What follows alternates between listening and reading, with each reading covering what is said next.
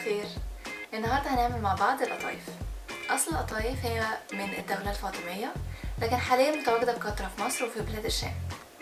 غالبا احنا ما بنقدمش القطايف غير في شهر رمضان المبارك، بس اللي احنا مش واخدين بالنا منه ان القطايف هي أكلة نباتية، فهي هايلة لأي حد بيحاول ياكل نباتي، أو لينا احنا صايمين دلوقتي ولما بنصوم تقريبا بنبقى نباتيين.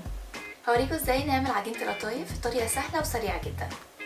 لو عجبكم الفيديو ده ياريت تعملوا له لايك وتشاركوه مع اصحابكم وتعلقوا باي اقتراحات او اسئله عندكم، وما تنسوش تعملوا سبسكرايب للشانل عشان ما يفوتكوش اي فيديوهات بعد كده. خلينا نشوف مع بعض ازاي نعمل عجينه القطايف.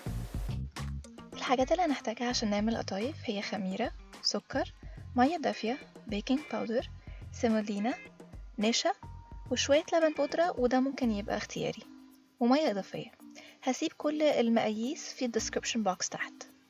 الأول عايزين نشغل الخميرة بتاعتنا. هحط السكر والخميرة مع المية الدافية وهسيبها تخمر. في طبق كبير هحط كل المكونات الناشفة وهقلبهم مع بعض، وبعد كده هحط عليهم المية. الوصفة دي محتاجين فيها كوباية مية واحدة بس ساعات العجينة بتبقى تقيلة شوية وبنحتاج نخففها. لو ده حصل معانا هنحط معلقة مية واحدة ونقلب لحد ما نوصل للقوام المظبوط. دلوقتي هحط الخميرة وهقلب،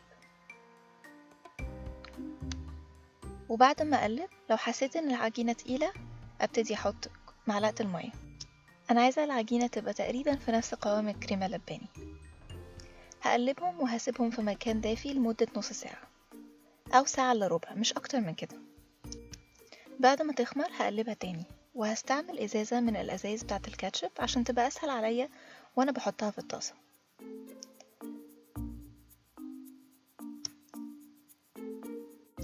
عندي طاسة مسخناها على نار متوسطة، هبتدي احط فيها القطايف.